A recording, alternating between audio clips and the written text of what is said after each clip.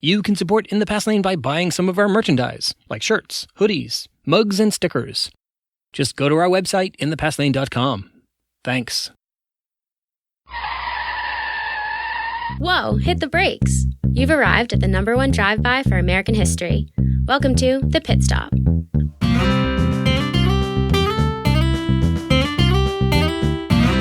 Brought to you by In the Past Lane, the podcast about history and why it matters. Here's Edward T. O'Donnell, your host and historian at large.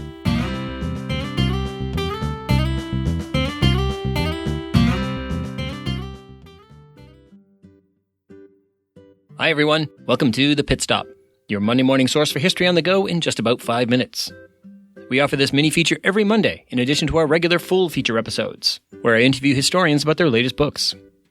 Here's what happened in American history the week of April 22nd, 2019. Let's start with birthdays.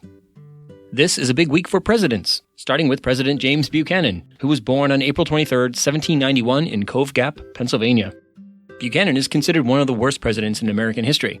And more recently, historians have been piecing together evidence that strongly suggests that Buchanan was our first and only gay president. April 25, 1906, Supreme Court Justice William J. Brennan, Jr. was born to Irish immigrant parents in Newark, New Jersey. Brennan served on the High Court from 1957 until 1990, making him one of the longest-serving and most influential justices in the history of the court. He wrote many landmark decisions that protected individual freedoms, including Baker v. Carr, 1962, which established the one-person, one-vote doctrine, and Texas v. Johnson, 1989, which held that the burning of the American flag is political speech protected by the First Amendment. Justice William Brennan once said, "All ideas having even the slightest redeeming social importance, unorthodox ideas, controversial ideas, even ideas hateful to the prevailing climate of opinion, have the full protection of the guarantees of the First Amendment." Our second presidential birthday this week belongs to Ulysses S. Grant.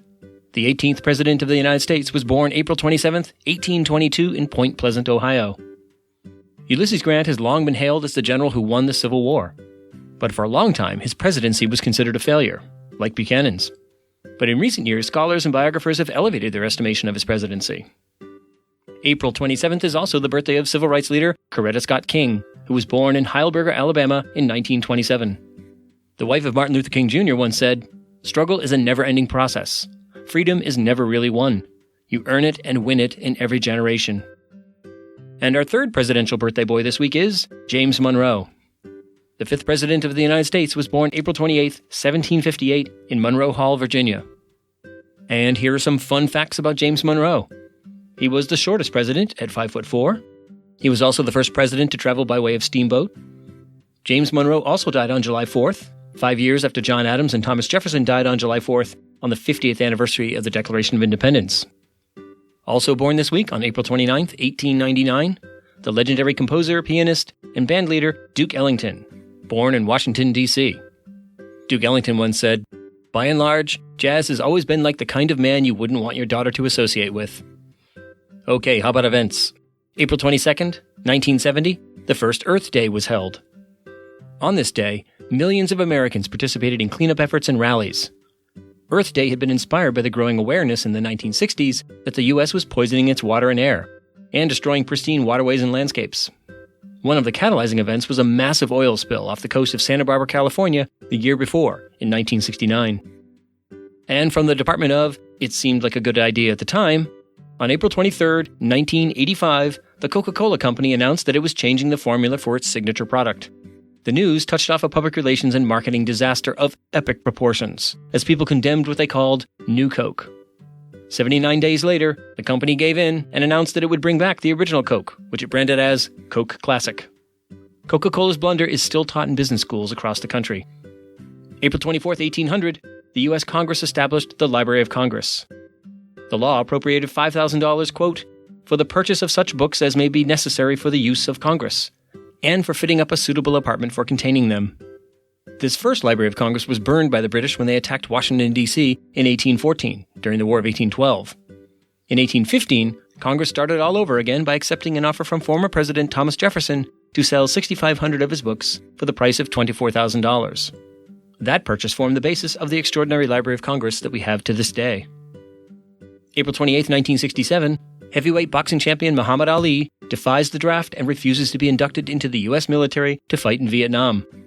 He argued that his religious beliefs prohibited him from participating in a war against the poor, non-white people of Vietnam. Ali was widely condemned for his decision and subsequently stripped of his boxing title and sentenced to 5 years in prison. He said, "I have nothing to lose by standing up for my beliefs. So I'll go to jail. So what? We've been in jail for 400 years." The sentence was later overturned. Okay, time for the last word. Let's give it to President Ulysses S. Grant, who was born 197 years ago this week. In his first State of the Union address, in 1869, he gave voice to what was once a widely shared commitment to a restrained U.S. foreign policy. As the United States is the freest of all nations, so too its people sympathize with all people struggling for liberty and self-government. But while so sympathizing, it is due to our honor that we should abstain from enforcing our views upon unwilling nations, and from taking an interested part without invitation. Okay, people, that's your history fix for the week. Now put it in drive and go make your own history.